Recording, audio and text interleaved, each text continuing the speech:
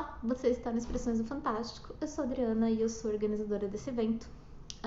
Nesse vídeo nós temos a participação do professor Ramiro Giroldo, da UFMS de Campo Grande. Nós vamos falar bastante sobre algumas dicas de livros, falar sobre terror, sobre cinema, sobre fantástico. Antes de o bate-papo com o professor, nós temos a declamação da Bianca de Oliveira, então não saia daí, a gente volta daqui a pouquinho. Aos senhores aí distraídos, aviso. Adormecem sobre meus restos, mas não percebem, não sentem. Apenas cuidado onde pisam.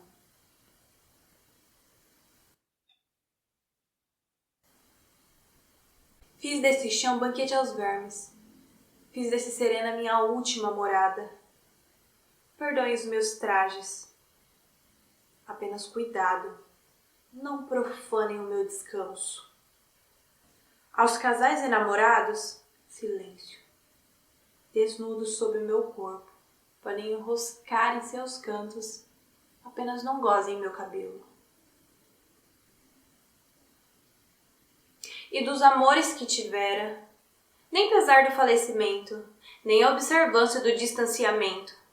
Pena, devera seria ótima amante, enaltecido e endurecido pelo tempo. Esse é o professor Ramiro, meu orientador, meu atual orientador. Estava conversando com o professor Gregório e falei que, a despeito de eu soltar o outro orientador, eu não soltei necessariamente, porque continuo incomodando ele. Sem dúvida, não deixa ele em paz, não. É meio que o seu futuro também, para o dia que for o caso, vou soltar, mas nem tanto. Bora! Conta um pouquinho para a gente qual que é a sua relação com essa vertente de expressão, vou colocar assim, porque não só como professor e pesquisador, mas você também tem a produtora, também escreve, então conta um pouquinho da sua trajetória nesse âmbito. Legal. Eu, como pesquisador, o foco principal dos meus trabalhos são as obras de ficção científica brasileira, né? Então, comecei falando do André Carneiro, um grande escritor do gênero aqui no Brasil, né? O meu doutorado foi sobre o Fausto Cunha, um outro autor de bastante destaque ali dos anos 60 também, né? Também um crítico literário, mas o meu trabalho focou na produção de ficção científica dele, que é toda a produção literária dele, né? Mas volta e meia eu transito, né? Por outras expressões artísticas, né? Passando por outras vertentes do fantástico, vamos chamar assim, né? Como horror, né? Volta e meia fantasia também. E também para além da literatura, né? Cuidar do cinema, às vezes histórias em quadrinhos, né? Com a liberdade de trafegar pelas mais diferentes mídias, né? Isso me agrada bastante, essa possibilidade. E desde por volta de 2012, 2013, eu comecei, 2012, comecei uma certa atuação dentro do cinema independente, tá? Então, a partir de 2013, eu e a minha esposa, Larissa Anzateg, né? E em conjunto também com Pedro Rosa e outros colaboradores, a gente começou a produzir e a lançar nos circuitos de festivais e, dependendo do filme também, comercialmente, uma série de filmes de curta e de longa-metragem de terror, né? Produzidos, a maioria deles com uma equipe mista com pessoas de São Paulo e de Campo Grande, né? Mas mais recentemente, por conta de contingências mesmo, né? Da vida das pessoas, tal, a gente tem os últimos filmes saíram quase que completamente com a equipe de Campo Grande mesmo, tá? E enfim, aí eu tenho uma escrevo também, né, textos literários, né, dentro desse mesmo gênero, né, dentro do horror. Né, a minha produção mesmo é toda dentro do horror, né, é o que até o momento mais me chamou também, né. E também a Larissa. A Larissa dirige os filmes, né, e eu escrevo os roteiros, e junto com nós dois em conjunto produzimos, editamos, financiamos, né, e tudo mais.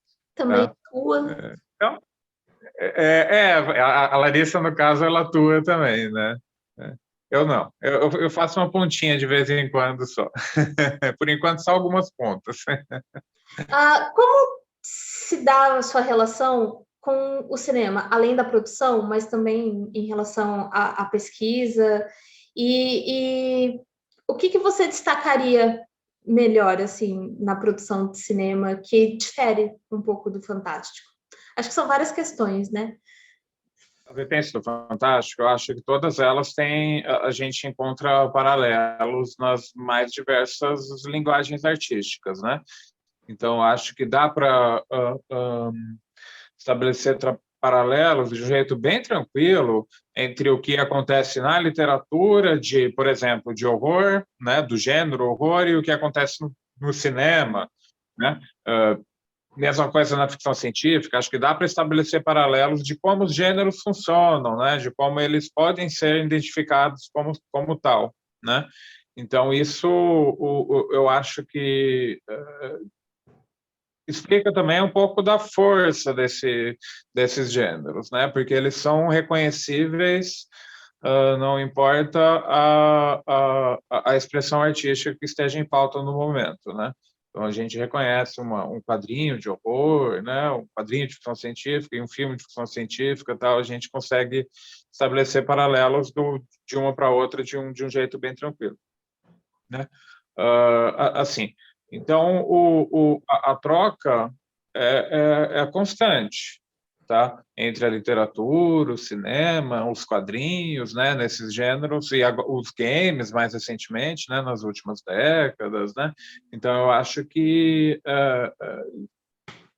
existe uma troca assim nos mais diversos níveis, né? Eu acho que isso é muito interessante, né? Isso deixa que é o meu caso, quem tem interesse por esses gêneros, a gente pode imergir mesmo ali, né? Então a gente pode chafurdar aí nessas áreas, né? De observar como o horror, por exemplo, se manifesta ali nos quadrinhos, e as mais diferentes maneiras que um quadrinho pode ser de horror, né? De que maneira a linguagem específica do cinema está em jogo quando a gente vê os filmes, né? De que maneira o que a literatura tem de oferecer para a expressão, como o horror pode se valer disso, né? Então, acho que é enriquecedor assim observar como esses gêneros aparecem nas mais diversas linguagens. Você considera que o cinema ele seja mais atraente do que a literatura nesse sentido? Porque o que me veio em mente é que assim a primeira vez que eu assisti A Volta do Uhum. Parafuso, aquela adaptação em preto e branco e tudo mais foi no momento. Os Inocentes, né? Uhum. A adaptação se chama Os Inocentes, né? Os Inocentes? No Brasil não é? Com a Deborah Kerr? Acho que é. Então, ele criou não vou dizer que foi especificamente este filme, mas ele atualmente ele já é quase que um clichê da casa que pode ser mal assombrada, que assombra as pessoas, enfim, esse clichê que a gente já não, eu pelo menos não tinha conectado esse filme com um livro, até tomar conhecimento, até estudar, enfim.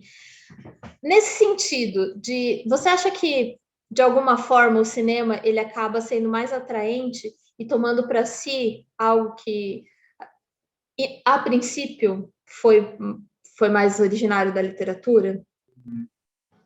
o cinema, ele mexe com os nossos sentidos de uma maneira mais intensa, porque ele articula a imagem em movimento com o som, né? Enquanto com a literatura existem as palavras só para mover o leitor, né? Então, não sei se é a palavra mais adequada, mas é mais chamativo, né? Ele é mais... ele tem o poder de convencimento, digamos, de atrair o seu público, que é mais vistoso, né, do que a literatura. Não vou dizer que é maior, porque eu não sei se é bem esse o caso, né? Mas, assim, aí quando a gente fala, por exemplo, pegando esse exemplo da Casa Mal-Assombrada e tal, né? Claro que o cinema vai fixar imagens que são relativas a esse tema de uma maneira muito mais intensa e talvez até efetiva do que a literatura, porque é imagem visual, né? Então, assim, a maneira como nós enxergamos a Casa Assombrada, ela de fato vai ser devedora mais do cinema nesse sentido, porque o cinema vai fixar no nosso imaginário imagens de fato visuais, né? Enquanto que as histórias, os góticos, por exemplo, ambientados em castelos mal-assombrados e coisas do tipo, né? Por exemplo, o Castelo de Otranto, por exemplo, do Horace Walpole, né? Ele é claro que existe o ingrediente visual, né? Porque ele descreve bem como é aquele castelo e tal, mas tem muito mais a ver na literatura, muito mais do que imagens, é claro que tem muito mais a ver com a criação de uma atmosfera específica, né? De um sabor específico que aquela literatura, que aquele texto vai ter por conta do tipo da maneira como ele é construído mesmo, né? Então, acho que cada um tem a sua particularidade aí, né? E vai funcionar de uma maneira diferente, né? Agora, tem é claro que com o surgimento do cinema, a própria literatura vai também se alimentar, né, do cinema. Então, aí vai o que acontece, que é interessante, que é uma verdadeira troca que vai acontecer, né? Porque é claro que aí vão surgir grandes filmes, né, como esse que você citou, né? Ficando nesse exemplo da Casa Assombrada ainda, né? Legend of the Hell House, que tem o roteiro do Richard Matheson, né? Outro grande filme, né? De Casa Mal-Assombrada, tal, né? O The Haunting. Então, assim, e isso vai também alimentar a literatura, né? Então vai acontecer uma troca aí. Isso que é muito interessante, tá? Agora, o cinema é mais ele é muito mais de massa do que a literatura, né? Então ele vai fixar no imaginário com mais eficiência, talvez, né? Vai chegar em mais pessoas, isso que eu quero dizer, né? Vai chegar em mais pessoas. Então, por exemplo, tem um caso bem específico, que é o caso que eu estou me debruçando agora, principalmente como leitor mesmo, que é o dos paperbacks, né? Os livros de bolso de horror dos anos 80, né? É uma coisa que eu estou obcecado com isso há mais ou menos uns 3 anos, uma obsessão mesmo, assim, profunda, quase debilitante. E ali, os paperbacks de horror dos anos 80, eles têm muito a ver com o cinema de horror dos anos 80, né? Só que, e principalmente, eu estou usando essa palavra paperbacks não é à toa, porque são os textos publicados em sua grande maioria apenas nos países anglófonos, né? Mas principalmente Estados Unidos e um pouco menos, mas também com bastante intensidade em Inglaterra, tá? Então esses livros ali, eles tinham tem uma troca muito intensa mesmo entre eles e o cinema de horror do período. Agora, por conta da barreira do idioma, né, que o livro tem que ser traduzido para outras línguas, né, para que as pessoas de outros países os leiam, isso passou despercebido pelo grosso, assim, dos próprios fãs de horror, né?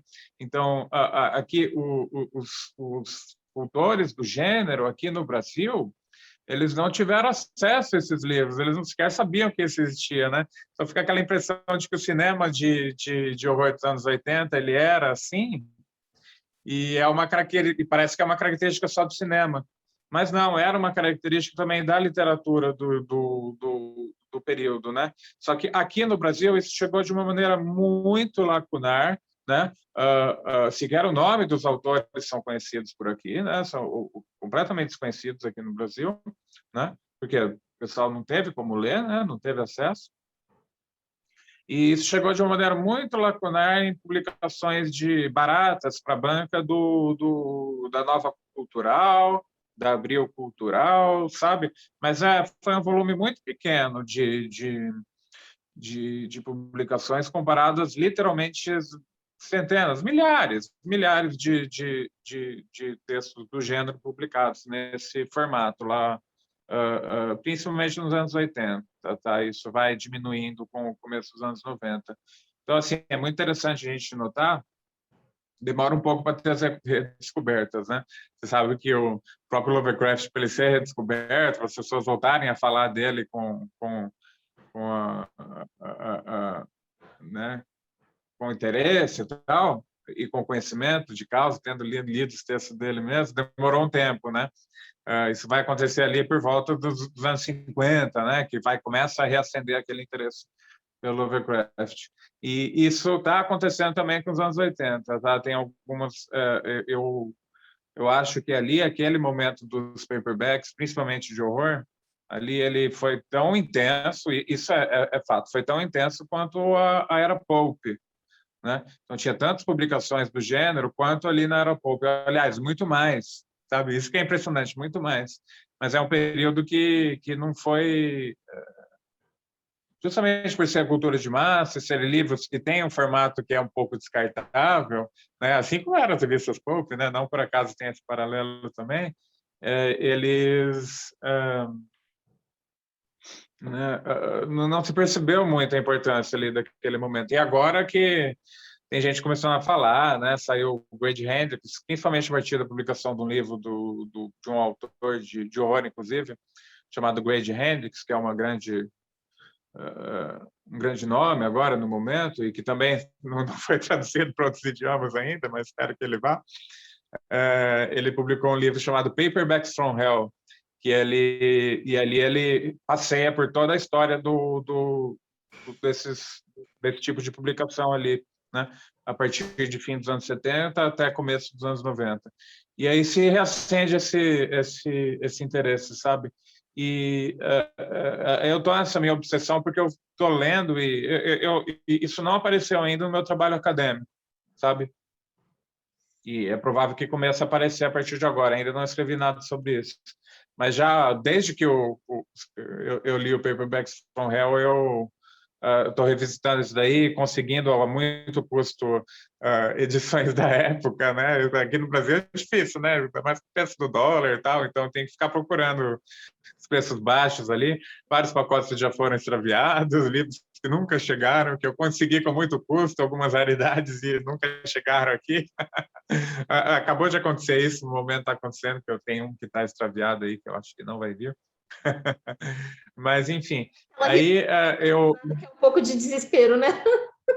Sim, bastante. Estou rindo, mas né, tô desesperado.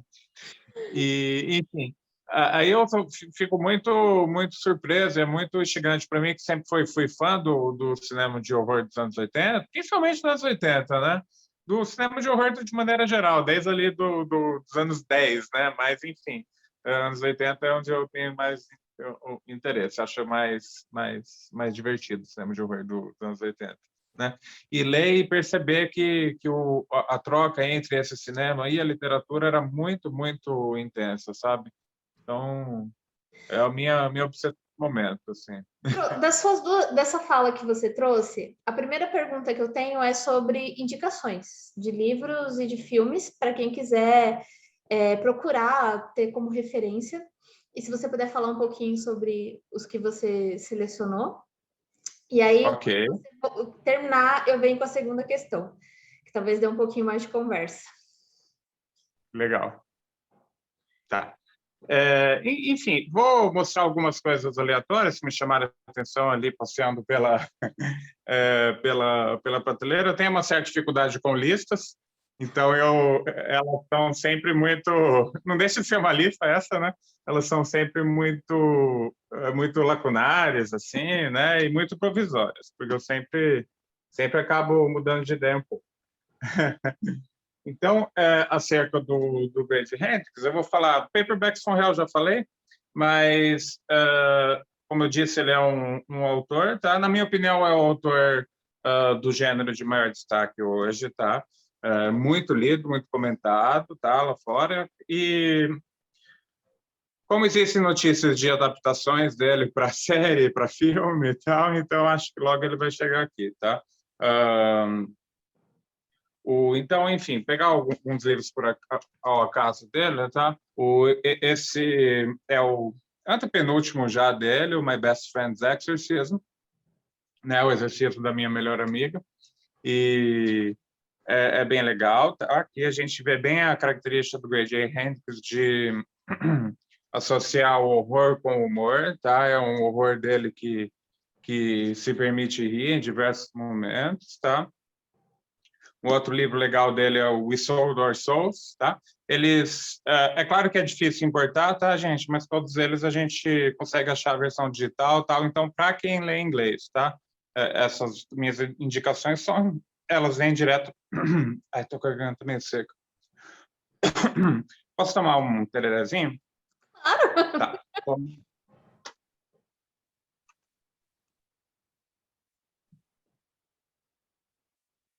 O que eu ia dizer é que eu acho que é muito, muito legal esses detalhes culturais, por exemplo, o tereré, que é muito É, daqui. é muito. É. Tá, então, continuando, um outro livro anterior dele, muito legal, é o Sword or Souls, e aqui a gente vê todo esse background de leitura do Grady Hendrix, que aqui, esse livro pode ser enquadrado dentro de um subgênero do horror dos anos 80, que é o heavy metal horror, tá? Então tem alguns filmes que lidam com heavy metal e horror e tal, e o livro se encaixa dentro disso. E a primeira publicação profissional do Grady Hendrix, com apoio de uma editora, foi o Horror Store, e ele já chamou bastante atenção, porque o livro, olha só que interessante, né? Aqui a gente vê a articulação entre o tema e a forma de uma maneira bem, bem curiosa, muito particular, do Grady Hendrix. Que o livro, ele se parece um catálogo da IKEA, tá? Então, é uma loja, como uma loja daquelas que a gente entra e Né? tem que seguir um caminhozinho, sabe? Que não dá para voltar para trás, né? Que a gente não tem liberdade de se mover dentro da loja. É uma loja dessa mal assombrada. Então, as pessoas realmente não conseguem sair daquele labirinto infinito de produtos e mais produtos que ficam se acumulando, né? E aí cada capítulo ele tem o foco em um item específico, né? Às vezes a cadeira, às vezes é a mesa, e é muito interessante. Oi? Esse não tem tradução também? Não, nenhum deles tem. Estamos ainda esperando, tá? As editoras brasileiras têm que se ligar. Cadê a Dark E, Side, né? então, olha só esse livro. E olha só, a foto do Grady Hendrix, acho que não pega foco, mas ela é como um crachá funcionário. Ele com uma cara bem assustada aqui, não sei se dá para ver. Então, é muito divertido, sabe? Muito legal. Assim, acaba sendo, de certa forma, uma sátira ao consumismo, né? Isso que é muito interessante do livro, porque um lugar desses é um inferno, né? Um lugar que só tem coisas para a gente consumir e que elas ficam pedindo, às vezes literalmente, no caso aqui, pedindo que sejam consumidas, né? Que as pessoas interajam com elas e coisas assim, né? Isso é um cenário de terror, esse cenário do consumismo ali no livro, né?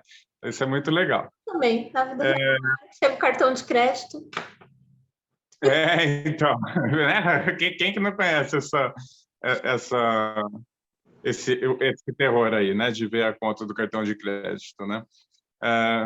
Aí um outro autor, ainda nas recomendações em língua inglesa, tá? Depois eu passo para alguns autores brasileiros, mas um outro autor que ainda carece de ser traduzido aqui da maneira adequada, ele foi traduzido tem um ou outro conto dele que foi traduzido, tá? Mas a gente não tem nenhuma publicação dele. Isso é muito ruim. Por quê? Porque os nossos escritores de gênero, eles precisam ter contato com as produções do mundo todo para saber em que pé anda o gênero, né? Quais são as inovações, né? Quais são as novas propostas, coisas do tipo, né?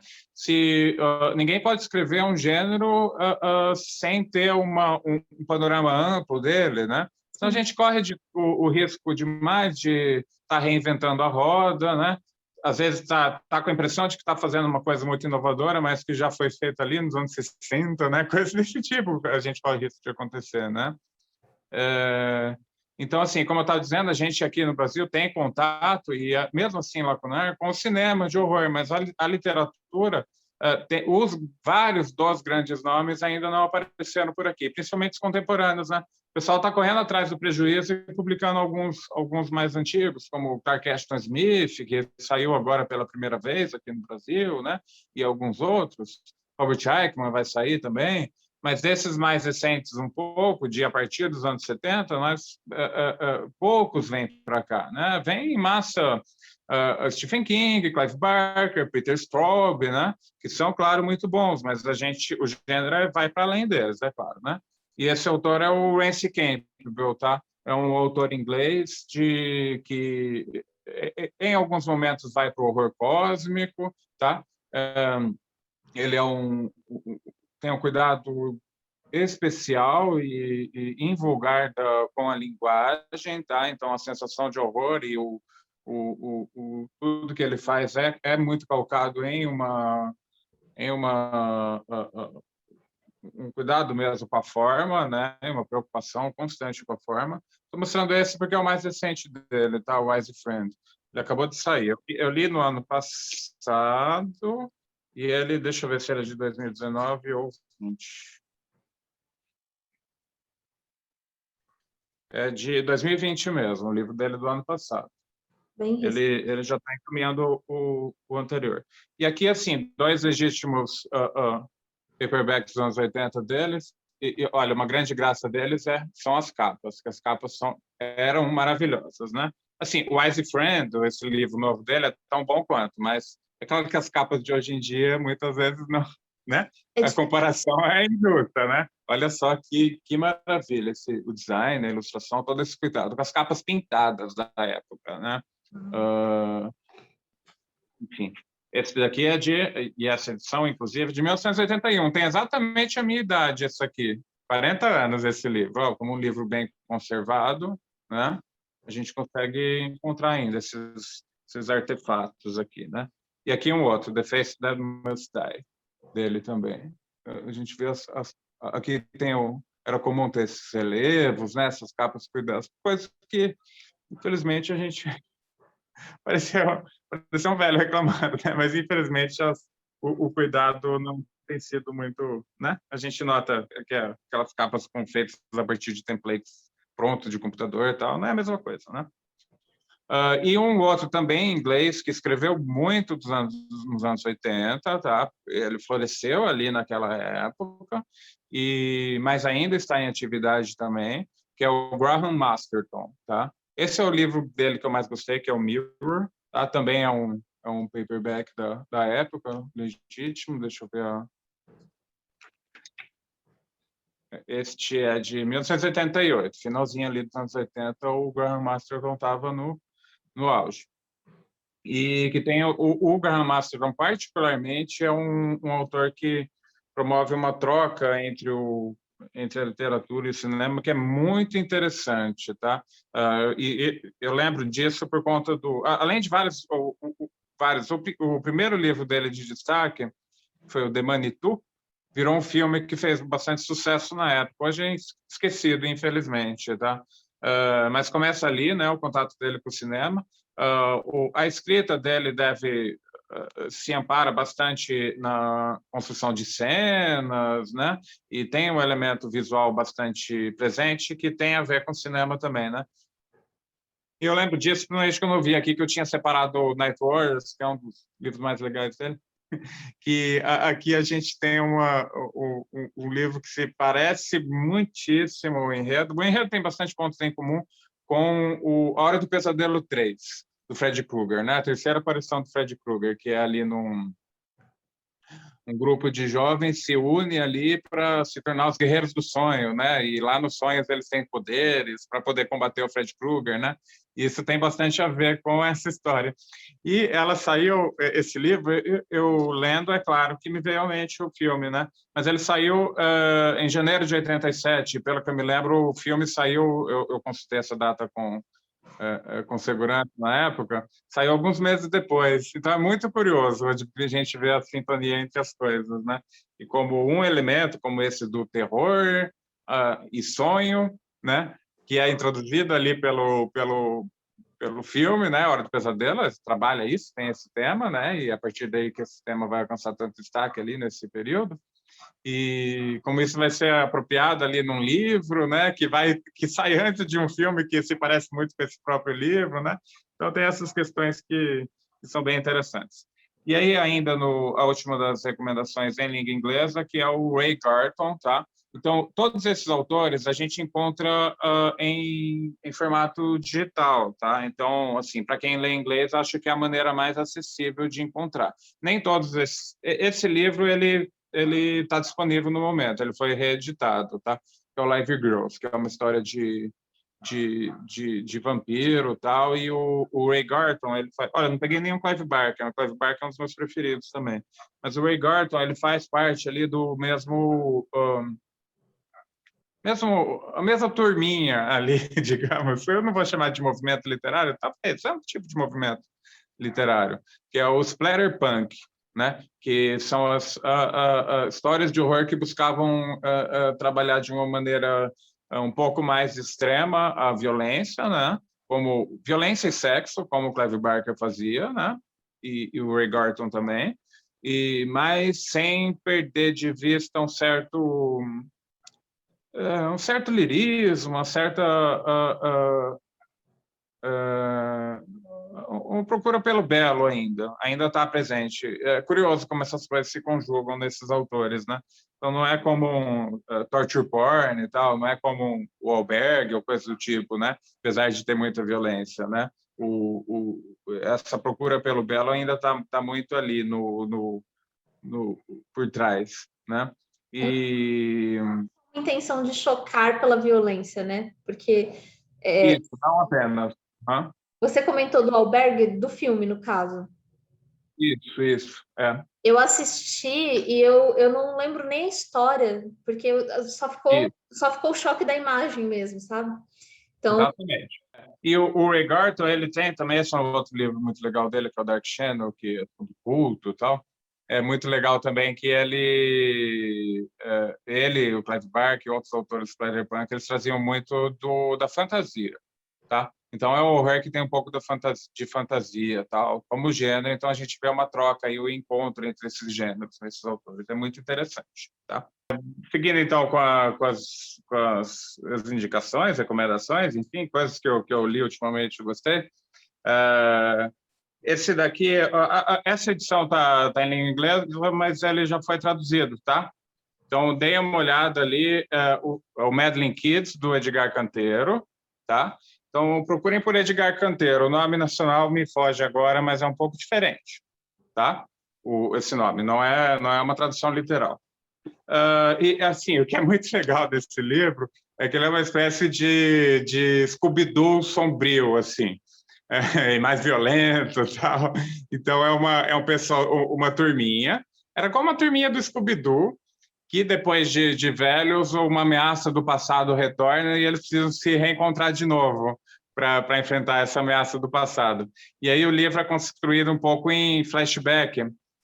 Mostra um pouco da atuação deles ali, quando jovens, uma turminha bem no esquema do Scooby-Doo mesmo, e eles um pouco mais velhos agora, mas, né? Num cenário um pouco mais sombrio, mais sério um pouco, né? Mas, assim, o tom de diversão atravessa o livro todo, tá? Então, é uma recomendação bem forte que eu faço. E é bem legal que ele tenha sido traduzido. Tá? O que está em português é o caso da mansão de Bowen? De Bowen? Isso, é esse mesmo, por incrível que pareça, que o nome é muito diferente. Muito diferente. Por isso que eu não lembrava. É esse mesmo. Você vê que a capa até é a turminha aí, tem um cachorrinho, não tem? Ai, peraí, te dou uma... É que eu... Eu acho que é esse, sim. Sim, sim. A gente tem Então. uma propaganda leve aqui da Amazon, mas é esse aqui, ó. É isso aí, gente. Recomendo, viu? Bem divertido. É que sai pouca coisa traduzida aqui. Enfim, vamos para umas breves recomendações de textos brasileiros que podem ser encontrados agora com bastante facilidade, tá? Primeiro, já falei dele aqui, é o Teorema das Letras, do André Carneiro, tá? É um livro que compila contos que foram escritos nos últimos anos de vida do André Carneiro, tá? Então, tem um conjunto breve de contos, 1, 2, 3, são 6 contos, tá? São os últimos escritos pelo André Carneiro, tá? Ele já com a visão bastante prejudicada, né? E toda aquela história, mas são contos muito legais, tá? Esse livro é bastante especial para mim porque quase um pouco mais de um terço dele, quase metade, é composta por um longo ensaio meu sobre a carreira toda do André Carneiro, desde ali os anos 40. Tá? Então, aqui é o ponto em que eu me detive de uma maneira mais geral, assim, mais ampla, sobre na obra do André Carneiro, né? Então, falo da, das fotografias, da literatura, da atuação dele nas artes plásticas, né? E dou um panorama geral de todos os livros, né? Então, meu momento preferido como pesquisador é esse texto aqui, tá? Eu acho que a minha contribuição mais legal até agora, tá? De tudo que eu produzi como pesquisador. Né? Aí um outro autor, e desse eu tenho duas recomendações, ele tem vários livros que estão disponíveis agora, tá? Recomendo qualquer um deles, mas destaquei esses dois, tá? O mais recente é o Brasa 2000, do Roberto Souza Caúcho, tá? Então, é o autor que escreve fantasia com uma cara bem brasileira, no caso, né? Indígena, inclusive. Escreve histórias de desafios sobrenaturais, né? Histórias de horror, de dark fantasy, né? E escreve bastante ficção científica, tá? Que é o caso aqui desse volume. Ele é muito importante que compila vários textos, vários contos muito relevantes, muito importantes mesmo do Caruso, tá? Então, assim, quem gosta de ficção científica tem que conhecer determinados autores do gênero brasileiro, que eles são muito bons, né? Estão à altura dos autores de qualquer outro país, tá? Embora eles não sejam tão celebrados quanto os lá de fora, né? E então tem um exemplo de ficção científica do Caruso e um outro é de uma história de horror ou de dark fantasy, como às vezes o Caruso chama, né? Uma vertente assim do horror, né? Que é o Mistério de Deus, tá?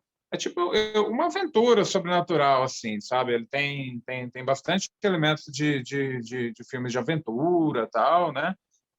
Mas tem um diálogo muito legal com o gênero, tá? É um livro que, ao contrário de parte dos nossos autores aqui, principalmente de horror, o Caruso ele está bem antenado com o que acontece com o gênero no nível internacional, tá? Então ele escreve como um brasileiro, mas tendo uma noção ampla do gênero, né? Tendo os diálogos intertextuais que acontecem ali, né? A maneira como ele brinca com a história, com a estrutura da história, tudo isso mostra um conhecimento amplo assim do que está acontecendo com o gênero no momento, tá? E outra recomendação de autor brasileiro que eu tenho, que eu me sinto na obrigação, inclusive, de fazer, é do Braulio Tavares, tá? Então, a editora Bandeirola recentemente reeditou esses volumes aqui. Eles tinham saído pela editora Rocco ali, se não me engano, no final dos anos 90, com uma edição daquelas duplas, sabe? Que você vira o livro de ponta cabeça e tem um outro livro do lado. Tem essa edição aqui, inclusive. E que é o A Espinha Dorsal da Memória e o Mundo Fantasma, do Braulio Tavares, tá? Então, foi muito bem-vinda essa reedição, porque esses livros são essenciais e eles estavam esgotados, né? E alguns dos maiores contos da literatura brasileira, e especificamente do fantástico brasileiro, se encontram aqui, tá? Tem um, por exemplo, que é o Mal Assombrado, que é um texto bem breve, de 2 parágrafos, na minha opinião, é um dos maiores textos da literatura brasileira, né? Sem necessidade de discriminar o gênero ali, tá? Texto brevíssimo, assim, e que funciona de uma maneira que é impressionante, tá? E que eu sei que tem muitos fãs esse texto, assim como eu. Mas os volumes são fantásticos, assim, dignos de atenção como um todo, tá? E, por fim, a gente tem o Fractais Tropicais, tá? Que foi editado pela editora do SESI São Paulo, tá? Organizado pelo Nelson de Oliveira. E aqui a gente tem um panorama geral da ficção científica brasileira, desde ali os mais antigos são ali dos anos 60, tá? Com a primeira onda da ficção científica brasileira. Depois a gente tem os autores da segunda onda, né? A maioria deles ali dos anos 80 e começo dos anos 90.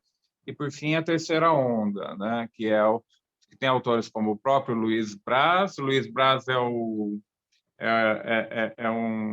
dos heterônimos do Nelson de Oliveira e é um autor de ficção científica e é um dos melhores autores de ficção científica brasileiros do momento, o Luiz Braz, tá? Então, recomendo também, de maneira ampla, todas as obras dele, né? Se for para escolher uma, eu falo do Distrito Federal, que é um romance editado pela editora Patois, que é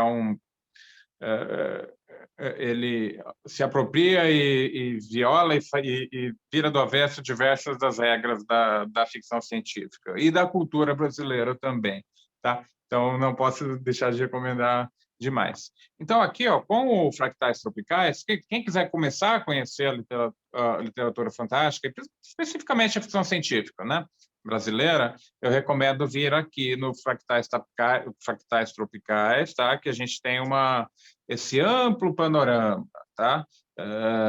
Então, né, o próprio Luiz Braz, Tibor Morix, né, Ronaldo Bressani, Márcia Olivieri, que eu adoro, ela é ótima, o próprio Braulio Tavares, de novo, né?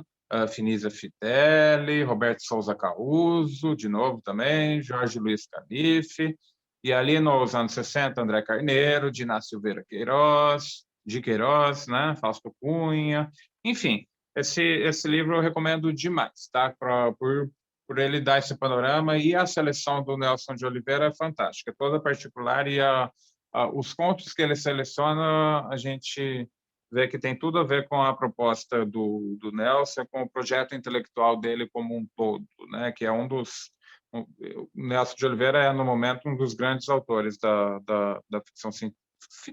ficção, da literatura brasileira contemporânea, né? Eu ia falar ficção, mas ele tem a produção poética também, então não é amplo bastante para dar conta, né? Desse sujeito que se divide em vários heterônimos aí, né? Então, é um sujeito que eu recomendo que vocês fiquem atentos também. Então, acho que é isso. Senão eu vou mostrar minha prateleira inteira. A gente muda o tema do vídeo e faz um tour pela sua biblioteca. A biblioteca do Ramiro.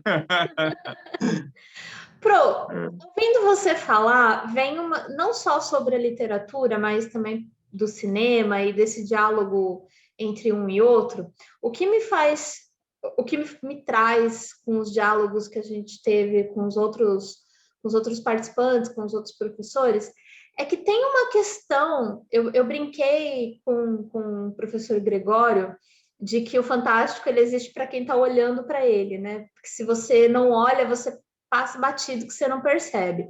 E aí eu vou falar fantástico de novo como uma macro grande categoria, mas incluindo outros gêneros. Parece que tem um esquecimento, um passar despercebido muito marcante nesse tipo de expressão, tanto do cinema quanto da literatura, que se você não fala constantemente ou se você não procura constantemente, você acaba não só sobre o consumo, mas parece que essa parte da cultura você não percebe. Eu, particularmente, não conheço tanto o cinema dos anos 80 e a literatura, principalmente a literatura de terror, porque eu sou super influenciável e não gosto de ler porque eu tenho medo. Bem assim. Mas até conversando sobre literatura fantástica brasileira, tem muito autor que passa despercebido porque não se fala tanto, né? Então, parece que tem uma questão de esquecimento, de não percepção muito grande nesse nicho, né? Sim. E aí... O Roberto Caruso mesmo... pois não. E o que me vem a pensar é que, por mais que a gente fale, parece que a gente ainda não fala bastante, né? Uhum. O Roberto Salto Caruso mesmo, ele tem uma frase bem emblemática que é de que a cultura brasileira, um dos principais produtos da cultura brasileira é o esquecimento, né? Então, assim, é, é, é, é muito problemático, porque isso, assim, é difícil apontar culpados, assim, mas eu, como estou perto como eu sou professor de universidade, né, pesquisador, eu vejo bem próximo de mim um dos culpados, que é a universidade. E no caso da literatura, é a crítica literária brasileira, como ela tradicionalmente tem funcionado, né? Então, a gente vê o apagamento pela crítica de uma longa tradição da literatura fantástica aqui, né? Autores que tiveram obras que têm a ver com o gênero e que não são tratadas como tal, né? São tratadas dentro de outra chave interpretativa, né? Chaves interpretativas são as mais amplas, né? As grandes obras, elas têm essa característica de poderem ser lidas de diversas maneiras, né? Mas a posição da crítica literária brasileira tradicional tem sido a de indicar apenas um caminho e apenas um caminho como válido, todos os demais não, né? Então, assim, eu acho que a universidade tem, com certeza, uma grande parcela de culpa aí, tá? Por quê? Porque é importante o papel da crítica literária para, inclusive, para a preservação, para a divulgação das obras literárias, né? E isso a gente sabe que tem um começo ali na universidade. Se a gente pegar a Universidade de Letras, ela vai formar professores, né? Se você formar esses professores de uma determinada maneira, né? Isso vai ter um impacto muito amplo na nossa cultura, né? A maneira como a literatura é abordada nos colégios, né? A gente sabe que os jovens gostam muito de literatura fantástica, né? Isso é uma constante, né? Porque lida com a imaginação, tal, né? E os jovens ainda não foram privados da sua liberdade de ter imaginação, como os adultos foram, né? A maioria dos adultos passando por um processo de brutalização aí para se transformarem em máquinas de produção, né? Os jovens ainda estão um pouco, né? Espera-se, né?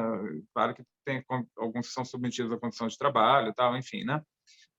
Mas, né, os jovens ainda não passaram por esse processo de brutalização. Por isso, a literatura fantástica tem uma penetração grande entre eles, né? Porque ela lida com a imaginação, né? Enfim, e você trabalhar com esses jovens de uma maneira a sugerir que a literatura brasileira ela tem apenas um cunho realista, isso é muito problemático, né?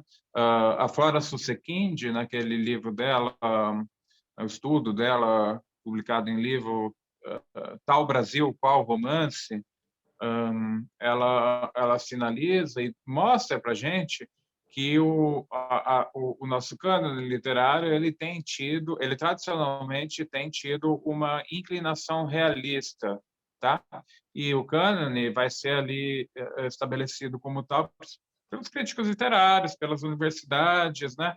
E agora o cânone tem uma inclinação realista, mas a nossa literatura não necessariamente. A gente tem vários autores como José J. Veiga, né? Nájila Brandão, Murilo Rubião, né? O Alves de Azevedo, na sua relação ali com o fantástico, com a morbidez do romantismo, né? Com todos aqueles temas que tem tanto a ver, por exemplo, com o Poe, né? né? A gente chega alguns paralelos entre ele e tantos outros, né? Enfim, que abordam o macabro, o mórbido, né? Enfim, então, assim, se tenta apagar, né? Artificialmente criar uma impressão da nossa literatura que não corresponde à feição que ela de fato tem, né? Então, assim, o caso mais emblemático, eu sempre menciono isso, é o do Machado de Assis, né? Que falo isso para os meus alunos, inclusive. O Memórias Póstumas de Brás Cubas é considerado, tradicionalmente, pela nossa crítica literária, o marco inicial do realismo. Agora, como que esse romance está dentro da escola realista, se ele faz o uso de um artifício que tem a ver com o insólito, né? Que é o defunto contando a sua própria história, né? Um artifício que tem a ver com absurdo, né? Não necessariamente com fantástico, mas certamente foge do âmbito do realismo programático, né? Mas os nossos críticos literários tradicionalmente fizeram de conta que isso não é que eles não estavam vendo isso, né? Porque falavam, não, aí saíam pela tangente, não, mas o realismo do Machado é um realismo psicológico, né? Então, se é um realismo que é psicológico apenas, que tem a ver com uma visão de mundo realista, ele não é um realismo programático, que segue os preceitos da escola realista, né? Ele tem uma visão de mundo, mas o texto é construído de outra forma, né? Aquele mundo, aquele universo ali que está sendo criado dentro daquele livro está sendo criado de outra forma, né? É só ler o Machado e ler os realistas os estrangeiros, né? Os franceses, por exemplo, e ver como é diferente, né? O caso mais extremo é Memórias Póstumas, mas os outros também, o Dom Casmurro não se enquadra também, né? Dentro do realismo programático mesmo, né? Então, assim, que realismo é esse que a nossa literatura... É só realismo mesmo? Será na nossa literatura? Né? Enfim. O que me faz pensar também, e voltando um pouco para a questão do cinema, em 2015, eu fui num evento chamado Mundo Estranho, em Curitiba, e além da literatura... Certo. Oi? Certo. Uhum. É da editora Estranho, né? Sim, sim. Muito bom, muito bom. E além da literatura, tinha mostra de curtas e de produções, né, voltadas para a gente assistir, tela curta e outras coisas. E essa também é uma coisa que a gente não você vê se você procura, ou se alguém te indica de algum modo muito próximo, sabe? Assim como a produtora também. Aí eu trago a questão de que recentemente vocês disponibilizaram pela Amazon Prime, né? Isso. A distribuidora fechou um contrato ali com a Amazon.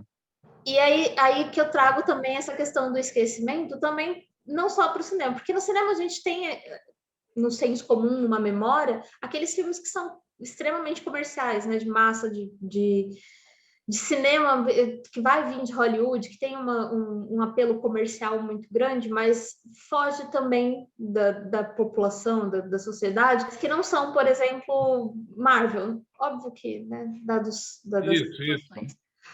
E aí eu certo. me pergunto, e eu quero ouvir sua opinião também, em relação a esse tipo de esquecimento também, esse que não é da literatura.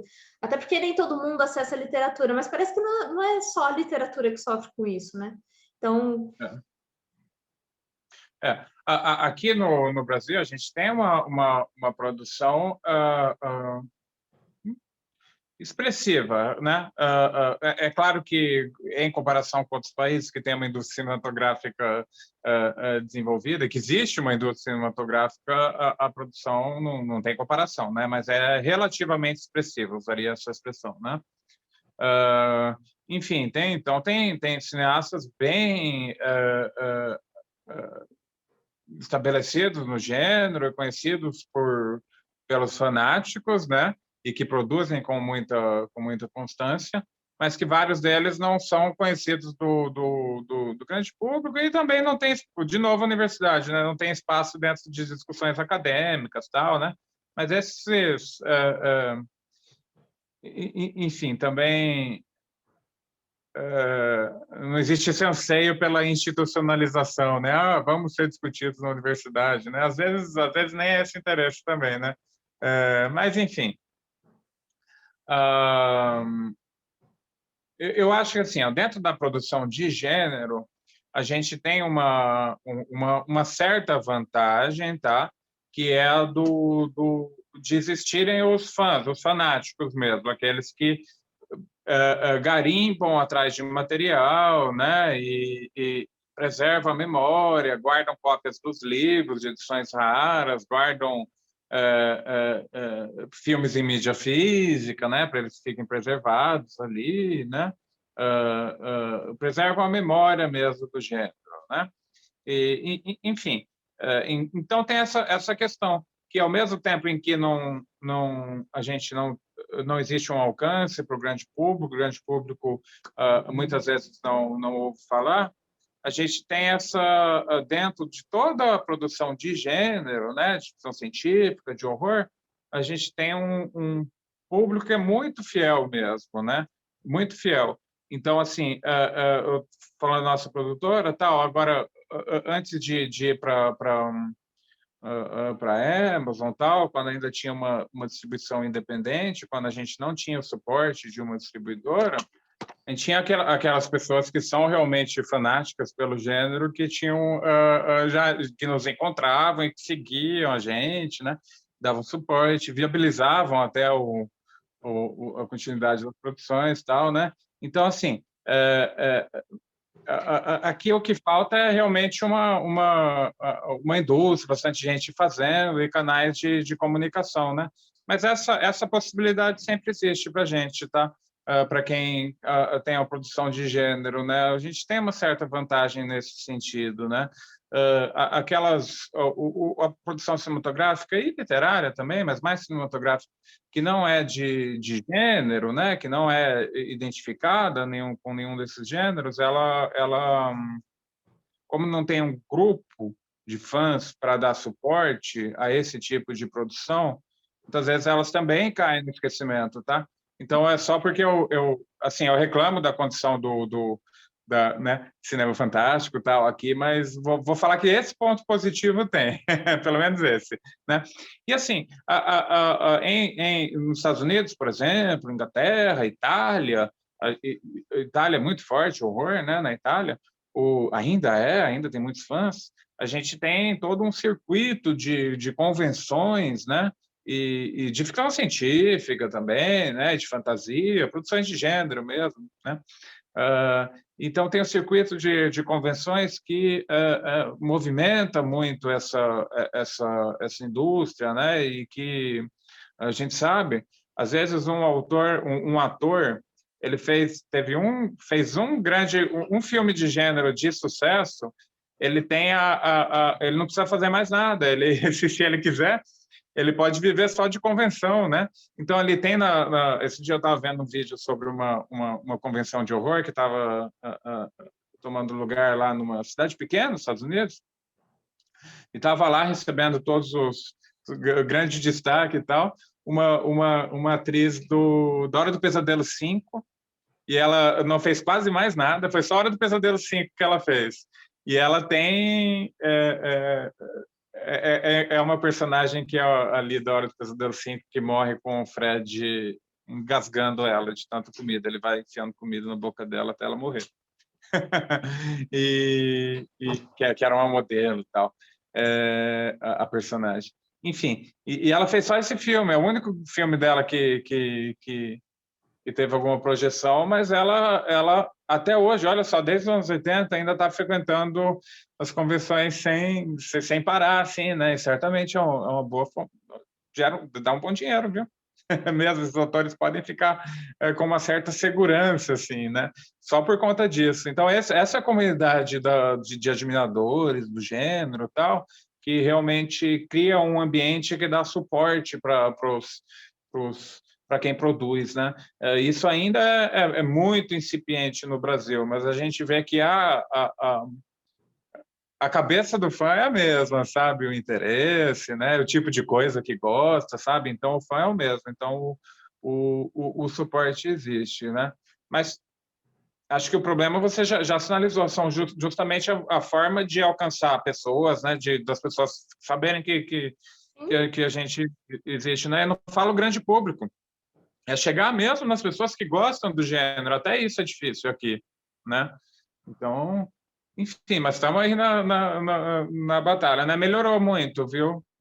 Já foi bem pior. Perdão da pergunta, há quanto tempo vocês produzem? Faz 9 anos agora. E em 9 anos você já percebeu uma mudança desse grau de diferenciação? Sim. Tá um pouco mais difícil tá mais difícil de produzir agora do que 9 anos atrás, tá? Então, tem algumas pessoas, inclusive daquele momento ali que a gente começou, que ou diminuíram a quantidade de produção, ou às vezes não conseguiram produzir mais, tal, né? Então, nesse sentido, está um pouco mais difícil, tá? Mas inclusive pela própria condição do país, né? Que é deplorável, mas assim, eu acho que os canais de comunicação estão um pouco melhor estabelecidos agora, tá? Eu acho que pela internet, né? A internet, festivais estão mais bem articulados agora, tal, né? Porque assim tinha bastante festival ali no momento que a gente começou e depois teve uma seca enorme assim de ter poucos festivais pelo Brasil, tá? E agora parece que está melhorando um pouco. Tem que olhar para os dados para ter certeza, mas eu tenho a impressão de que está um pouquinho melhor, tá?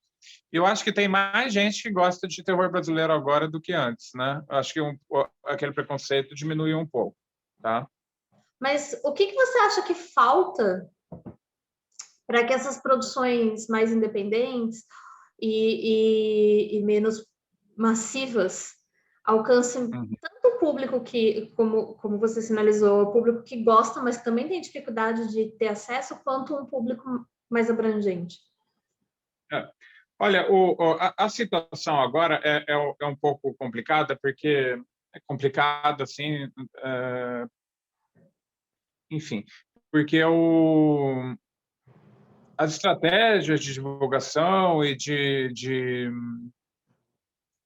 veiculação mesmo do conteúdo, elas ficam mudando de um momento a outro, né? Então, assim, tem coisas que podem valer que valiam para o ano passado e que agora não valem mais, né? Maneiras mais ou menos eficientes de divulgar assim no contexto de internet, né?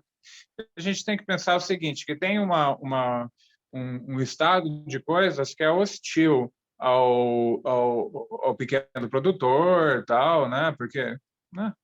sabe, monopólio da Disney, essas coisas, o Netflix é muito careta, né? Então tem todas essas questões que são as de sempre, né? Mas o ambiente é muito hostil para o pequeno produtor, tá?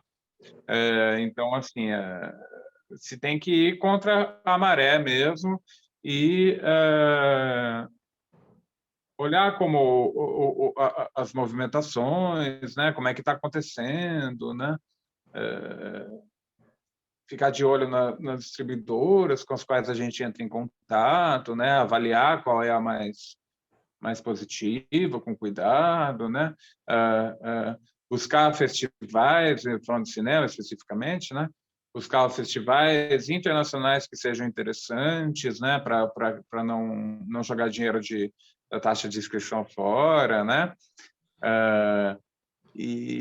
Enfim, eu acho que produzir algo que seja interessante, né? Mas assim, quanto aos canais de divulgação, de fato a gente tem uma dificuldade bem ampla, né? Porque a competição é desleal, assim, né? Não é, né? Não é tranquilo nesse sentido. Mas assim, por um lado, eu acho que hoje é mais fácil distribuir um filme do que era, por exemplo, há 20 anos atrás. Com certeza é mais fácil, sabe? Né? E se a gente for mais longe, até 30 anos atrás, o sujeito, para ter o filme distribuído, ele teria que filmar em película, né? Se eu e a Larissa, por exemplo, a gente estivesse nesse contexto, a gente ou não filmaria em película. A película é cara, né?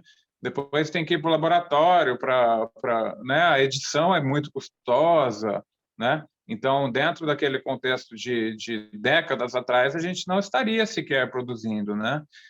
E se fosse no momento em que já havia o acesso a câmeras de vídeo, a gente estaria produzindo, mas com o shot on video, né? Produções shot on video, filmadas em vídeo mesmo, né? Que as grandes distribuidoras não pegavam, não gostavam, né? Detestavam. Se fosse filmado em vídeo, eles nem olhavam, né? Então, hoje em dia, a gente tem, inclusive, essa facilidade de pegar de ter câmeras que alcançam um resultado muito próximo ao de grandes produções, né?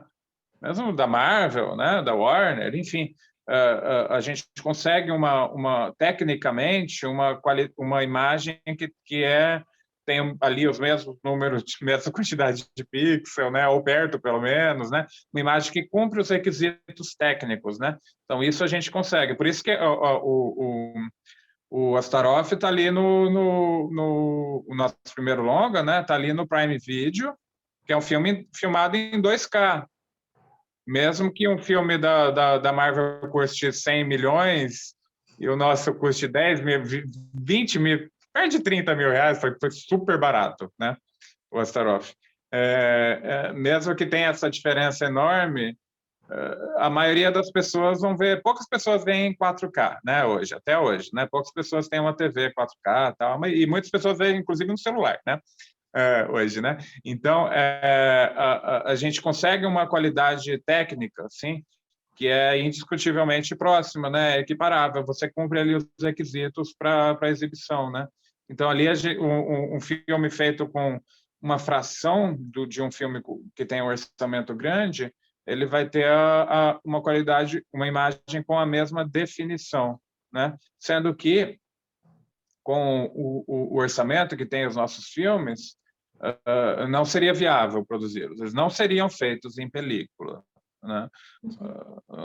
Não, seria totalmente impossível de conduzir uma produção em película com um orçamento tão baixo quanto o nosso. É interessante, são detalhes técnicos assim que só quem está no meio acaba sabendo, né, discutir, porque acaba sofrendo na pele, né? A gente, consumidora, como espectadora, eu só vejo, né? Eu vejo a produção final ainda, né? Mas como que é fazer parte do movimento de produção independente, por exemplo? Como é se identificar como... Se um dia alguém daqui 20 anos estudar e saber encontrar os dados da produtora e tudo mais, e ser objeto de uma discussão, como você se sente? É muito gostoso, né? E isso que, né? Para isso que eu estou aqui, para isso que eu gosto de fazer, né? Assim, esse é o meu interesse. Inclusive, eu tenho problema em fazer coisas que me desagradam, assim, né? Por isso que como professor, eu falo, dou aula de coisas que eu gosto também, né? Seria um inferno, um tormento para mim, né? Dar aula de uma coisa que eu não tenho paixão, né? Enfim, e produzir, é claro que sempre foi né, um sonho, assim, né? Uma coisa que eu sempre quis, né? E eu tinha o meu interesse primeiro era com literatura, né? Mas eu acabei me desleixando assim da escrita literária durante muito tempo e nunca tinha previsto isso. Comecei fazendo cinema em vez de fazer literatura, né? Que o cinema não estava muito no meu horizonte, por isso que eu acho mais legal ainda, que eu sequer imaginava que eu ia fazer vários filmes, tal, né? Produzir, tal, escrever e né? Tá junto assim na produção de fato. Então, assim, é bem legal, mas aconteceu de uma maneira curiosa. Primeiro fui para o cinema e depois para a literatura, né? Mas, como eu estava dizendo, a gente tem uma visão ampla do gênero, assim, atravessando em diversas artes, né? Diversas expressões artísticas, né? Então, para mim, tudo é terror, né? Então eu tô em casa tanto na literatura quanto no cinema e tal, e é um prazer muito grande, né? E é interessante a gente nutrir esse interesse pela cena mesmo, né? De olhar o que os outros realizadores estão fazendo, né? E isso, tanto na literatura quanto no cinema, a gente olhar para a nossa cena e ver ela com todo o carinho que ela de fato merece, né? Isso é muito importante, né? O fortalecimento, assim, né? O fortalecimento espontâneo, porque você admira a produção das pessoas, não né? Por falar, ou só por ser brasileiro, eu vou elogiar? Não, né? A gente precisa ter essa preocupação que já tem coisa boa o bastante para a gente elogiar, não precisa, né, entrar nesse conflito, não, né? Assim, eu falo esse fortalecimento mútuo entre quem está com a mão na massa, e evitando sempre as panelinhas, né? Aqueles grupos que só procuram se auto-beneficiar, que existem aqui, né? E existem na literatura, mas eu não sei, acho que no cinema tem mais, viu? Acho que no cinema é mais complicado isso aí. Na literatura tem também. Quando eu observava como pesquisador, assim, né? E ficava quando falava com os escritores, ficava ali tentando tirar uma fofoquinha, alguma coisa do tipo. Eu achava que já era um pouquinho problemático a situação da literatura fantástica aqui.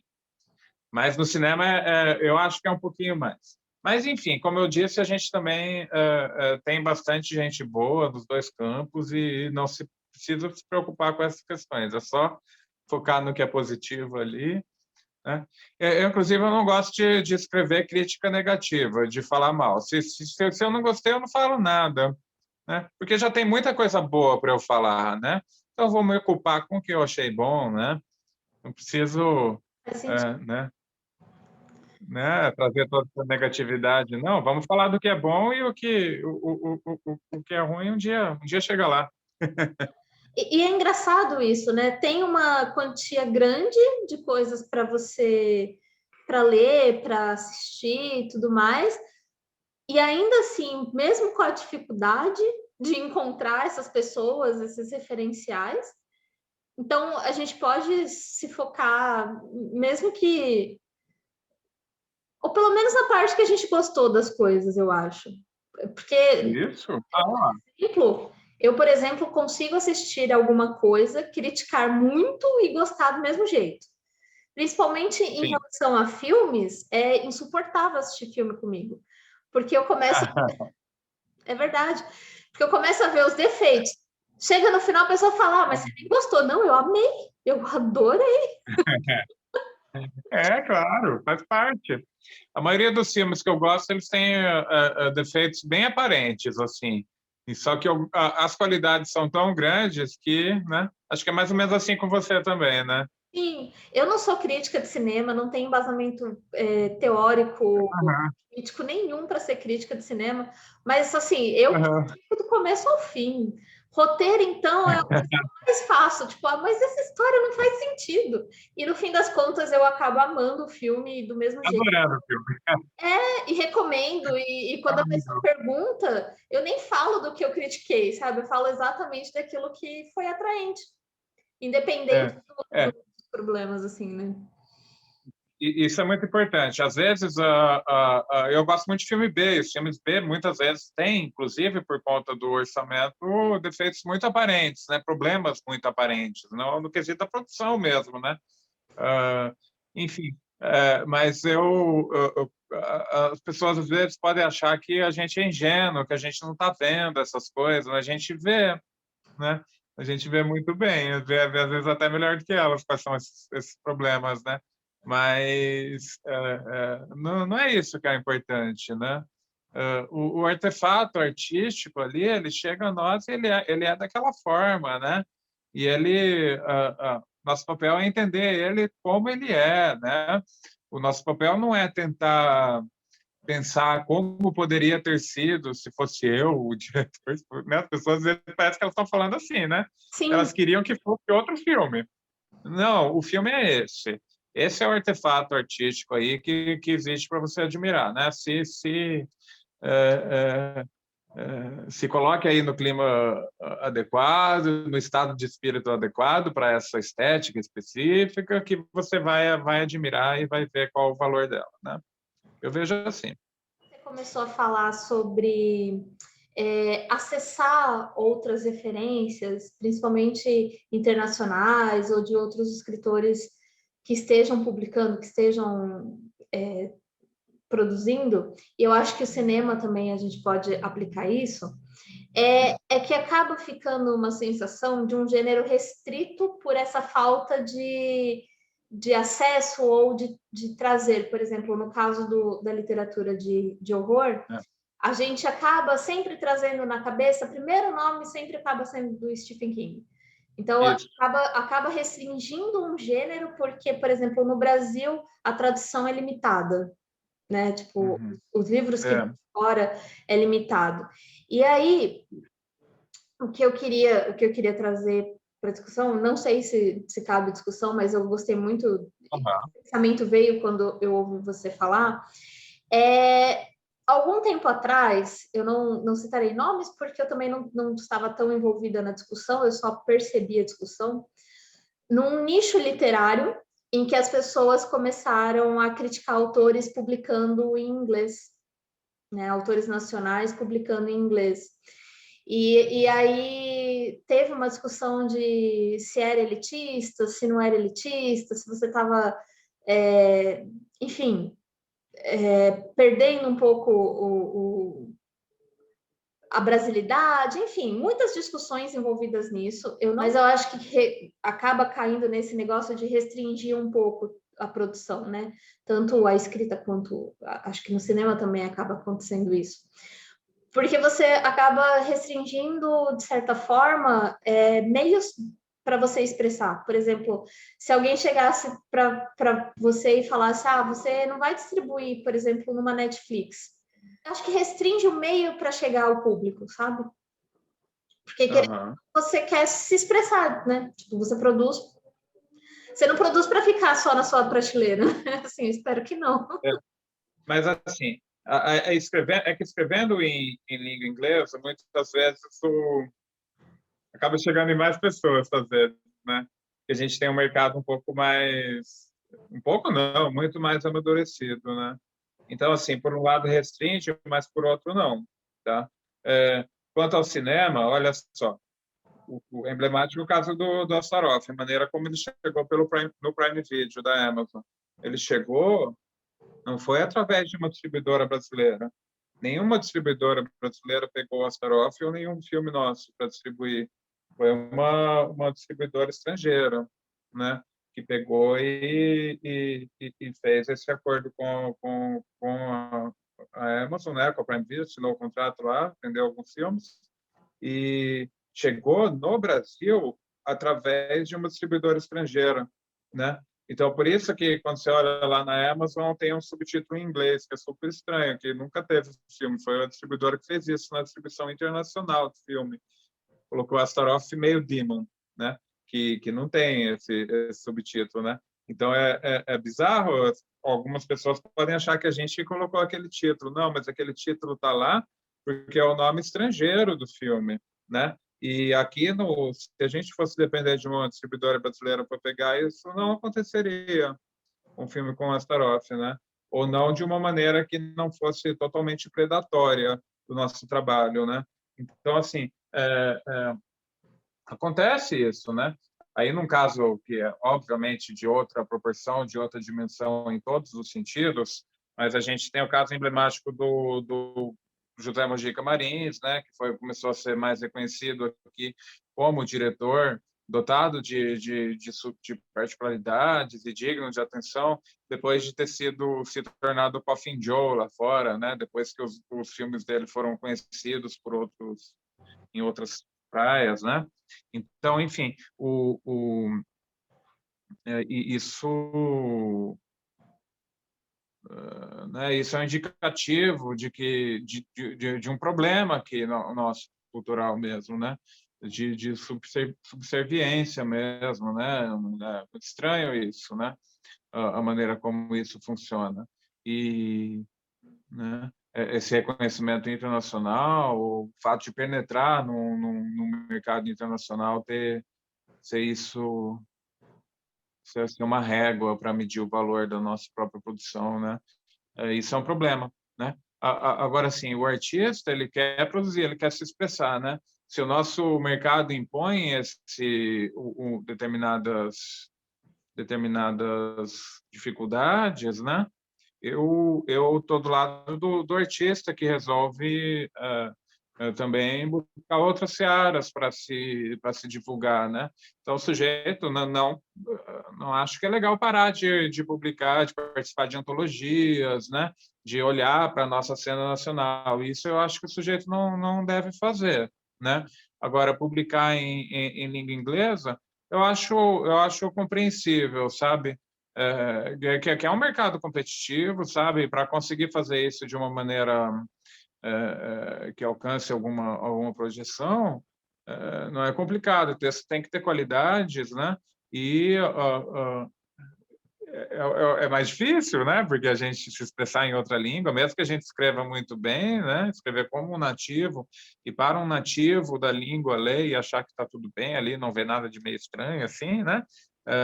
A gente sabe que não é fácil, né? O texto literário tem que estar redondinho ali, uma palavrinha ali que entregue que você não fala bem a língua é muito comprometedora, né? Ali, né? Ixi, olha o brasileiro escrevendo. Isso é muito comprometedor quando aparece esse tipo de problema, né?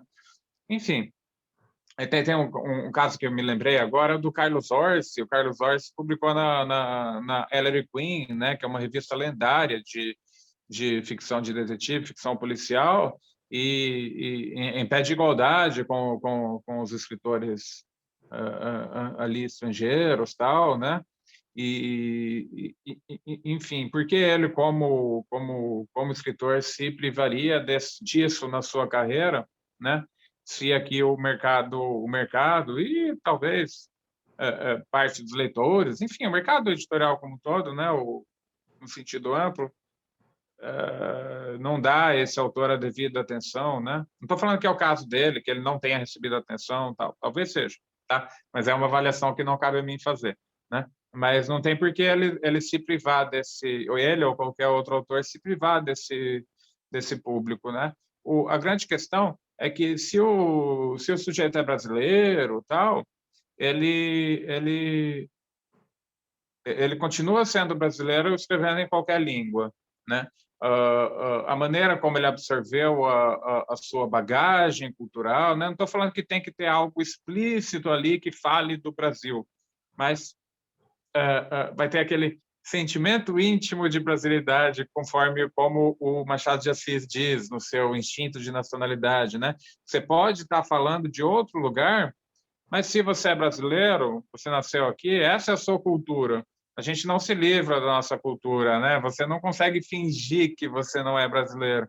Então, assim, escreve uma história em outro, ambientada em outro lugar, se você tiver ciência dessas questões, né? O problema é quando é muito refletido e o sujeito parece que ele está tentando ser gringo mesmo, né? Aí é o problema, né? Mas se ele souber, olha, estou escrevendo em inglês para esse público, mas eu sou brasileiro, não vou fazer de conta que minha cultura é outra, né? Enfim, é meio difícil de explicar, mas é mais ou menos essa questão.